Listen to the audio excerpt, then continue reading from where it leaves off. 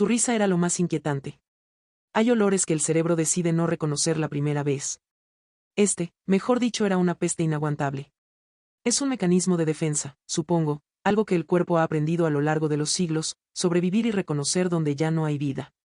El olfato manda la señal, el cerebro la intercepta, la traduce a algo tolerable, lavanda, quizás, o ese aroma empalagoso de las velas baratas que mi madre siempre compraba en la farmacia. Eso fue exactamente lo que me pasó cuando entré a la casa de mi madre ese martes de octubre. Y por 3 o 4 segundos completos, mi cerebro me dijo, no pasa nada, todo está bien, respira, pero en cada respiración se intensifica. Entonces, el policía salió, desenfundó y me gritó que me tirara al suelo. Y ahí fue cuando el cerebro dejó de mentirme y estuve en total indefensión. Este viaje, esta historia que dura tan poco, será por siempre, el capítulo más complejo de mi vida. Mi hermano Pablo cumplió 47 años en marzo, 2 semanas antes de que yo tomara ese vuelo. No le mandé aviso porque entre nosotros el afecto siempre funcionó así, como algo que ambos queríamos sentir pero ninguno sabía cómo entregar. Crecimos en la misma casa, comimos en la misma mesa, oímos las mismas palabras de nuestra madre, y aún así llegamos a la adultez siendo básicamente extraños que compartían un árbol genealógico. Yo me fui a los 23. Pablo se quedó, o mejor dicho, Pablo siempre regresó, que es diferente y es peor, hay algo en el hecho de irse y volver, que te marca de una manera que nunca se va, no puede entender. Pablo se fue 2 veces. 2 matrimonios, casas e intentos de construir algo que no oliera a la infancia. Y 2 veces regresó con las manos vacías y esa expresión que yo conocía desde que éramos niños, esa expresión de hombre que acaba de perder una pelea que tal vez estaba perdida desde el inicio. La segunda vez, mi madre tenía 84 años y él, 45. No sé qué es más triste, que no le quedara más a dónde ir, o que la casa donde regresaba fuera esa casa. Nuestra madre fue una mujer de una belleza muy particular cuando era joven, lo sé por las fotos, por el gesto aún visible en la curvatura de sus labios cuando dormía y la guardia bajaba por completo. Pero la belleza en ella nunca tuvo que ver con la ternura. Era una belleza de las que cortan, de las que no invitan a acercarse sino todo lo contrario, y eso debió haberle resultado útil en algún momento de su vida, en algún contexto que yo no alcancé a conocer. Lo que yo conocí fue a una mujer que te miraba desde arriba incluso cuando estaba sentada, que tenía frases cortas y precisas como bisturís, que sabía exactamente dónde hacer la incisión sin que la algo saliera y le salpicara los dedos. No me toques, no me hables, no te quiero ver, no te oigo, apestas. Cuando vuelvas a escuchar estas frases, ya nada será igual. Las decía sin levantar la voz. Eso era lo perturbador, que no hacía falta que gritara. Bastaba con que lo dijera en ese tono plano, como si la crueldad fuera un trámite administrativo que había que completar antes del almuerzo. Pablo era el que más las recibía, no sé por qué, nunca lo entendí del todo, quizás porque era el más cercano o porque ella detectaba en él algo que la irritaba de una manera que yo no provocaba con la misma intensidad. O quizás simplemente porque Pablo se quedaba, y yo me iba, y los que se van no ofrecen superficie de ataque. De mi padre me encantaría decir algo pero ya hice demasiado con mencionarlo, mi madre no hablaba de él, ni mal ni bien, lo evitaba a toda costa. Cuando mi madre le platicó de su segundo embarazo, simplemente desapareció sin aviso, y de él no quedó rastro en casa. Cuando me mudé al otro lado del océano, creí que estaba escapando. Tardé años en entender que escapar de algo así, no es geográfico. Las llamadas empezaron a cambiar en julio. Yo llamaba 3 veces por semana, casi siempre en la tarde de allá que era la mañana de aquí, y durante años la dinámica fue la misma, contestaba mi madre con su voz de siempre. Esa voz que sonaba como si atender el teléfono fuera un favor inmenso que te estaba haciendo. Intercambiamos 10 o 15 minutos de información sin demasiado calor, me preguntaba si ya había comido. Yo le preguntaba si había tomado sus medicamentos, ella me decía que sí con un tono que indicaba claramente que le molestaba que se lo preguntara, y colgábamos. Era un ritual frío pero era nuestro ritual, y hay algo reconfortante incluso en los rituales fríos, algo que te dice, aquí sigue existiendo lo que conociste algún día. En julio la que contestó no fue mi madre. Fue Pablo y aquí empieza lo más perturbador de esta historia. Está dormida, me dijo. Le pregunté si estaba bien. Sí, solo cansada. Ya sabes cómo es. Sí sabía. Mi madre a sus 86 años casi no se levantaba de la cama, necesitaba ayuda para casi todo, y los días malos, que eran la mayoría, permanecía en esa cama de madera oscura que tenía desde antes de que Pablo y yo naciéramos. Con las persianas a medio cerrar y esa expresión de reina destronada que a veces me daban ganas de fotografiar y otras veces me daban ganas de no volver a ver nunca. Así que sí, lo de que estaba cansada era plausible. Lo de que estaba dormida a las 4 de la tarde también. Colgué sin pensar demasiado en ello. Llamé 3 días después. Contestó Pablo. ¿Y mamá? Dormida todavía. Algo pequeño se movió en algún lugar de mi pecho, ahora sé que en realidad existe ese famoso sexto sentido, pero no lo identifiqué del todo y lo dejé pasar. Llamé una semana después. ¿Cómo está mamá? Bien. Descansando. ¿Puedo hablar con ella? Está dormida, Alma. La voz de Pablo. Eso era lo que no terminaba de encajar. Su voz sonaba distinta. No algo que yo pudiera señalar con el dedo y decir, mira, aquí está el problema, sino distinta de esa manera inquietante en la que cambian las cosas que creías inmutables.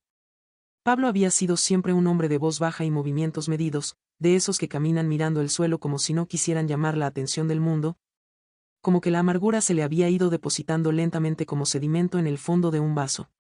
Pero en julio, en agosto, su voz tenía algo que yo no había escuchado nunca. Ligereza. Eso era. Pablo sonaba ligero y podría decirse feliz. Y había algo en esa ligereza que, en lugar de tranquilizarme, me ponía los pelos de punta. En septiembre empecé a llamar todos los días. La respuesta era siempre la misma, con variaciones mínimas: mamá dormida, mamá descansando, mamá está bien pero mejor no molestarla. Pablo lo decía todo con esa voz nueva, esa voz que no reconocía, y a veces al final de la llamada hacía algo que me dejaba con el teléfono en la mano sin saber bien qué hacer, se reía. No de algo en particular, sino una pequeña risa suave, casi para sí mismo, como si hubiera algo gracioso que yo no notaba. Le dije a mi pareja que algo estaba mal. Me dijo que probablemente mi madre había empeorado y Pablo no sabía cómo decirme. Le dije que no era eso. Me preguntó entonces qué era. Y yo no supe responderle, porque el sexto sentido no tiene vocabulario. Solo tiene temperatura. Compré el boleto de avión un martes por la noche, después de una llamada en que Pablo tardó 4 timbradas en contestar y cuando lo hizo había un silencio de fondo tan completo, tan absolutamente quieto, que por un momento pensé que la línea se había cortado. Las casas viejas hacen ruido. Crujen, respiran, suman con la calefacción o con la plomería o con cualquiera de esas pequeñas protestas que hacen los edificios cuando llevan muchos años cargando el peso de la gente que los habitó.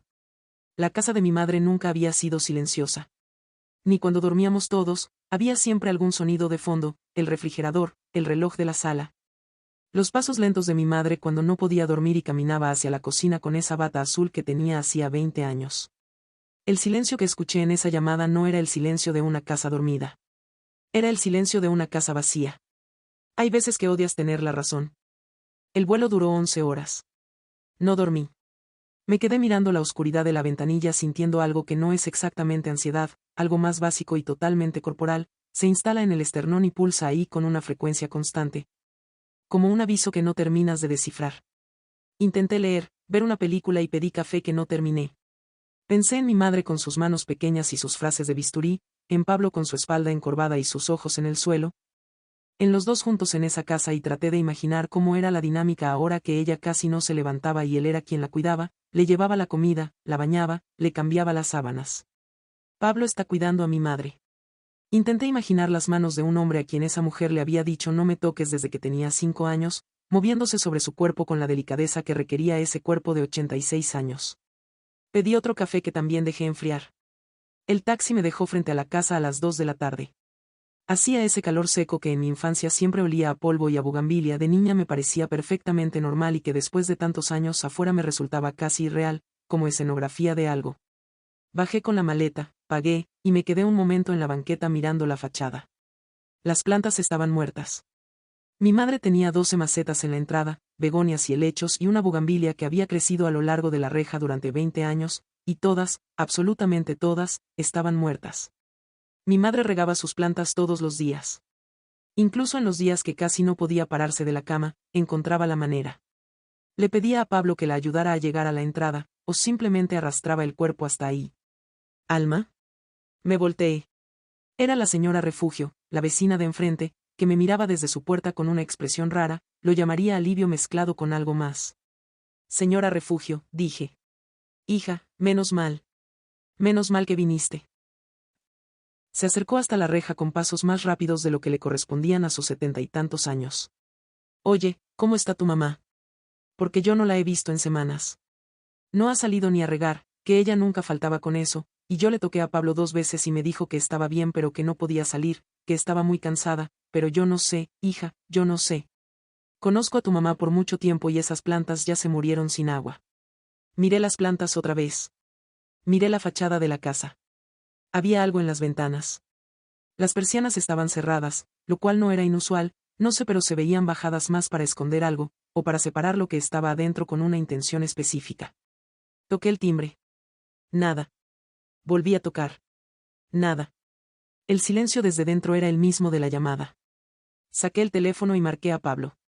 Contestó al segundo timbrazo, lo cual en ese momento me pareció raro, porque si estaba dentro de la casa debería haber escuchado el timbre, y si escuchó el timbre y no abrió entonces. Alma, qué gusto. ¿Cómo estás? Esa voz. Esa voz ligera, casi alegre. Pablo, estoy afuera de la casa. Toqué el timbre, no funciona. Una pausa muy breve. Ya. No estoy en casa ahorita, fui a hacer unas cosas. Espérame un rato, llego en un par de horas. ¿Cómo que un par de horas? ¿Y mamá? Mamá está bien, está dormida, no necesita nada. Pablo, mamá necesita asistencia para todo. No puedes dejarla sola 2 horas. Está dormida, Alma, no le va a pasar nada. Quiero entrar a verla. Ya llego. Ahora, Pablo. Quiero entrar ahora. Espérate afuera, en 2 horas estaré. Colgó. Me quedé con el teléfono en la mano mirando la pantalla, y la señora Refugio me miraba a mí, y las plantas muertas nos miraban a las dos, y el silencio de la casa seguía siendo el mismo silencio que empezaba a tener forma. El haber entrado fue el peor error que pude cometer, lo que vi, interrumpe mis sueños a menudo, solo la terapia me ha ayudado. Llamé a un cerrajero y llegó acompañado de una patrulla. Me dijo que era protocolo. El policía, joven, con esa expresión de quien aún no ha visto suficiente para perder la capacidad de asombro, me pidió identificación. ¿Y usted no tiene llave? Preguntó. Le platiqué la situación y fingió entender. El cerrajero tardó menos de 2 minutos en abrir. Yo estaba parada detrás de él con la maleta todavía en la mano, y cuando la puerta se abrió fue cuando lo olí por primera vez, esa ola de lavanda artificial, espesa y desesperada, que intentaba cubrir algo que tenía una textura completamente diferente al fondo. Mi cerebro dijo lavanda y mi cuerpo ya no tuvo respuesta. El policía dijo: voy a entrar primero yo. Pasaron quizás 40 segundos y salió. Había algo diferente en su cara. Desenfundó y me gritó: al suelo. Al suelo ahora. Yo no entendía. Recuerdo con una claridad terrible que lo primero que pensé fue que había un error, que me estaba confundiendo con alguien, que en un momento iba a retirar el arma y pedir disculpas. Me recuerdo pensando eso mientras me arrodillaba en la banqueta con las manos arriba y la maleta tirada a mi lado, mientras la señora Refugio gritaba algo desde su puerta y el cerrajero retrocedía con los brazos levantados también sin que nadie se lo hubiera pedido. Yo acabo de llegar, acabo de bajar de un avión. Tengo el boleto. Puedo mostrárselo. Llevo meses en otro país.